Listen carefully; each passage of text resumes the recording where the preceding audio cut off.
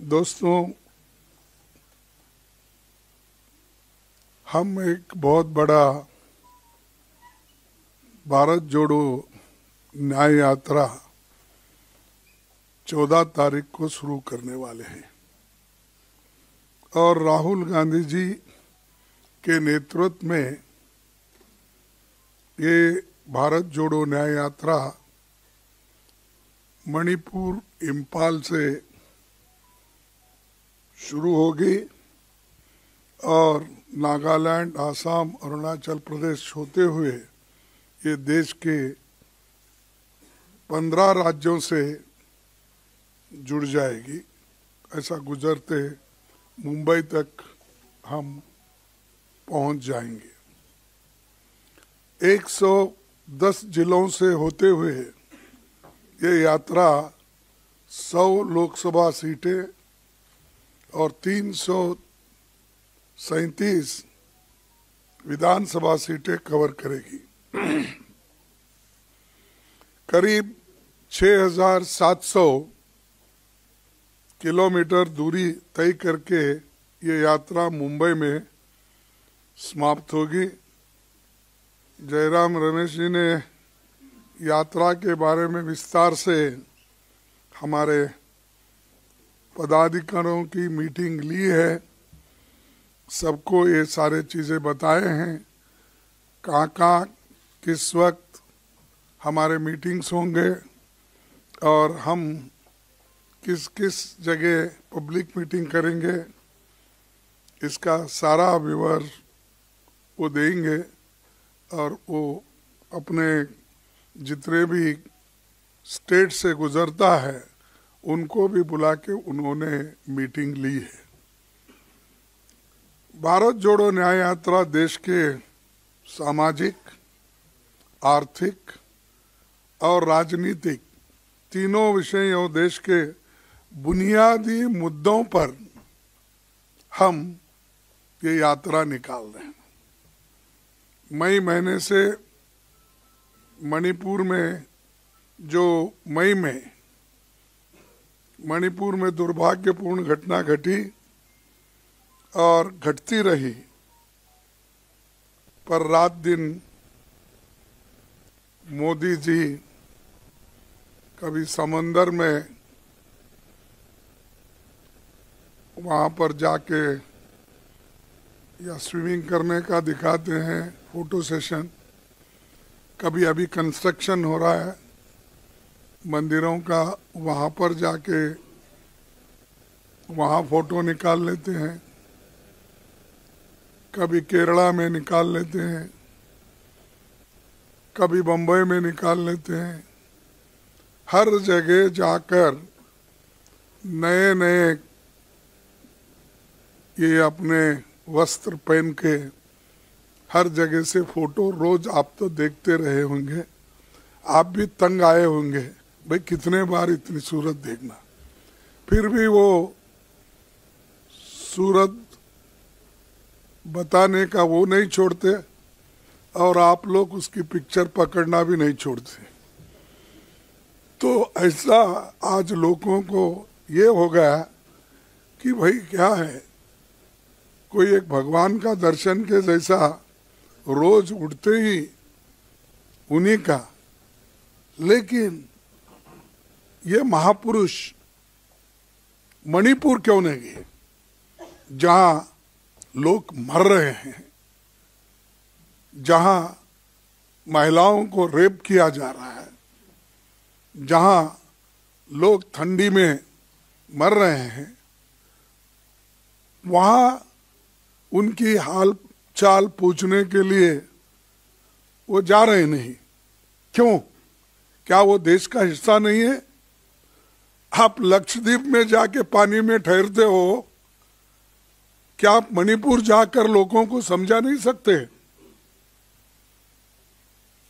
आप पूरी सत्ता आपके पास है, आप तो यही कहते हैं मेरे को इस भारत देश में मैं अकेला ही ऐसा हूं, मेरे को कोई अपोजिशन भी रोक नहीं सकता। यही उनकी बातें है, मैं तो नहीं। पार्लियामेंट में उन्होंने कहा एक मोदी बस सारे अपोजिशन को, उन्होंने ही कहा, मैं नहीं कहा। तो जब एक मोदी ही बस है सबको, तो जाओ भाई मणिपुर में जाकर देखो क्या हाल है, क्यों ऐसा हो रहा है, देश का हिस्सा है वो, और कितने दिन ऐसा ही आप इसको ये करेंगे। इसीलिए जनजागृति करने के लिए ही हमने ये अपना ये निकाल रहे हैं ये यात्रा, जो आपको भी मालूम है कि पहले जो हमारी भारत जोड़ो यात्रा थी तो सारे लोग उसमें आए थे, कन्याकुमारी से कश्मीर तक हुआ, और अब इम्फाल से लेकर बम्बई तक होने जा रहा है। तो ये राष्ट्रीय समस्याओं को जो गैर जिम्मेदारी से, असंवेदनशीलता से काम कर रहे हैं, ये ठीक नहीं है। और इंसान भाई कंपैशन तो होता है किसी के पास, लेकिन शायद कंपैशन मणिपुर के बारे में वो दिखाना नहीं चाहते। और राष्ट्रीय चर्चा, संवाद, ये सारे चीजें राहुल जी के यात्रा में होंगे, जैसा पहले भारत जोड़ो यात्रा में हुए थे। ये एक बहुत बड़ा कदम राहुल जी ने उठाया है, पूरी पार्टी उनके साथ इस लड़ाई में खड़ी है। दूसरी चीज, ये हम क्यों जा रहे हैं, लोगों को बताने के लिए कि कोई रास्ता नहीं। हमने पार्लियामेंट में अपनी बात रखने की कोशिश की, पार्लियामेंट में इन मुद्दों को उठाने की कोशिश की, लेकिन वहां पर सरकार ने हमको मौका नहीं दिया। और मजे की बात यह है भाई, कोई आदमी साइलेंट बैठ रहा है उसको भी सस्पेंड, जो उठ के खड़ा है उसको भी सस्पेंड, जो कुर्सी पे बैठा है उसको भी सस्पेंड। यानी 146 लोगों को निलंबित किया गया। इस देश के इतिहास में ये पहली बार है कि इतने लोगों को सस्पेंड करना और इतने लोगों की बात नहीं सुनना, और 28 पार्टियां मिलके जो बात हम रखना चाहते थे उसको कोई मौका नहीं मिला। और इसके लिए तो प्रधानमंत्री भी उधर आए नहीं हमारे पास, कम से कम पार्लियामेंट में झांक के तो देखे उन्होंने, लेकिन मेरे राज्यसभा में झांके भी नहीं। हालांकि दोनों जोड़ के ही है, तो क्या नफरत है मालूम नहीं हमसे, लेकिन उन्होंने इसके बारे में सरकार कोई अपनी गहरी चिंता व्यक्त भी नहीं की, और जाने वाले जाने दो, सस्पेंड करो, उन्होंने कर दिया और सेशन खत्म हो गया। इसीलिए अब हम लोगों को ये बताने भी जा रहे हैं, और जो एनजीओस है, जर्नलिस्ट है, किसान है, छोटे मोटे व्यापारी है, दलित है, और पिछड़े हुए वर्ग के लोग हैं, और इंटेलेक्चुअल्स है, और जो ट्राइबल सेक्शन, ये सब लोग जुड़ जाते हैं रास्ते में और मिलते हैं।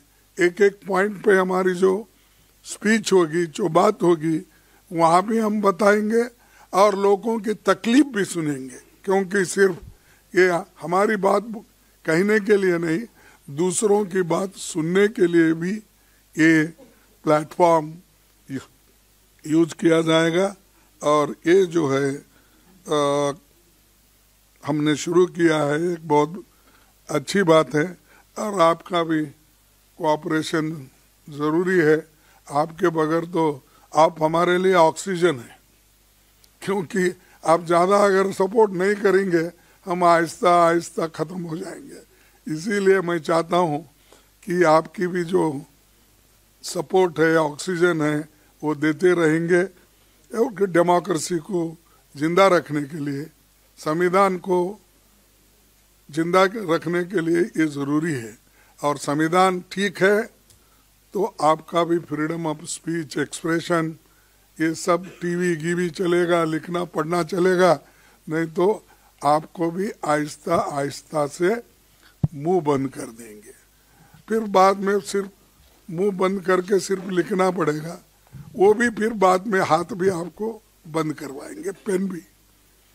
तो ये मेरे सबके लिए एक ये है, तो आप इस पर ध्यान लीजिए। और जो क्रिमिनल एक्ट उन्होंने पास किया 3, आज वकील भी परेशान है। दूसरों का तो छोड़िए, उधर वकील खुद परेशान है, कैसा प्रोनाउंस करे, क्या क्या करे, एकदम इसको कैसा पटरी पे लाए, ये उनको भी समझ में नहीं आ रहा। लेकिन और एक, इसके पहले तो किसानों के बिल लाए, फिर वापस लिए। और लेबर्स का हाल पूछो मत। मैं अच्छा जानता हूं कि लेबर के लिए तो इस सरकार में कोई जगह नहीं है। प्रोविडेंट फंड कोई पुराने लोगों के नाम से वो एनरोलमेंट कराते हैं, इतने एम्प्लॉयमेंट हमने दिया है। ईएसआई की वही हालत है। और जो पहले कानून थे, रूल्स रेगुलेशन, हर चीज बोनस, उसमें कोई उनको इंटरेस्ट नहीं है। जो आजादी के पहले बने हुए कानून लेबर के थे वो भी निकाल लिए। कॉन्स्टिट्यूंट असेंबली से पहले जब डॉक्टर बाबा साहब अम्बेडकर तो वाइसरायज इसमें एग्जीक्यूटिव मेंबर थे लेबर डिपार्टमेंट के, उन्होंने बनाए सो कानून भी अब इन्होंने निकाल दिया। आजादी के बाद जो आए थे वो भी निकाल दिया। तो आखिर में क्या हमारे एम्प्लॉयज को बॉन्डेड लेबर करना चाहते हैं? और इन लेबर, चाहे वो कोई भी हो, आप हो, कोई भी हो, इतना डरा के रखने के लिए और मालिक के कंट्रोल में रखने के लिए अगर ये चीज होती है, ये इससे बुरा और कुछ नहीं है। तो दोस्तों, ऐसे जो चीजें हैं, लेबर लॉज, किसान का मुद्दा, अब ट्रिब्यूनल लॉज, ये सारी चीजें ला रहे हैं कि ये एक डिक्टेटर की निशानी है। मैं यही भाषा में बोल सकता हूँ, थोड़ा सोफिस्टिकेटेड हमारे जयराम बोलते हैं क्योंकि मेरे उनको जरा डिफरेंस है। मैं सीधा सीधा बोलता हूँ, उन्होंने जरा मेट्रो में फिरने की आदत है, मेरे को एक्सप्रेस में, ये पैसेंजर में जाने की आदत है। और ये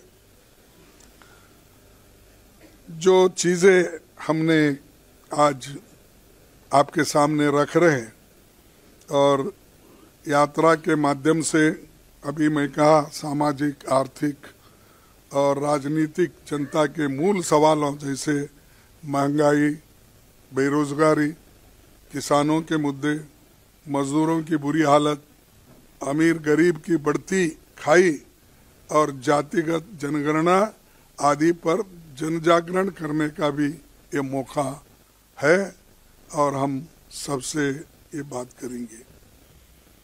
और दूसरी, यात्रा के दौरान राहुल जी समाज के विभिन्न वर्गों से, विभिन्न क्षेत्रों के लोगों को, संगठनों से वो बात करेंगे, उनकी बात समझेंगे और उसका सॉल्यूशन क्या होगा नेक्स्ट, इसके लिए हमको बहुत बड़ा फायदा होगा और कांग्रेस केडर इसे सफल बनाने के लिए पूरा जोर लगाएगा। हमने इंडिया गठबंधन के नेताओं और साथियों और विभिन्न राज्यों में कांग्रेस पार्टी से संबंधित मित्र दलों, सिविल सोसाइटी के भारत जोड़ो न्याय यात्रा में शामिल होने के लिए आमंत्रित किया है। मोस्टली वो भी ज्वाइन हो जाएंगे और जिस जिस जगह वो उनकी भेंट होगी वहाँ पर भी बातचीत करेंगे।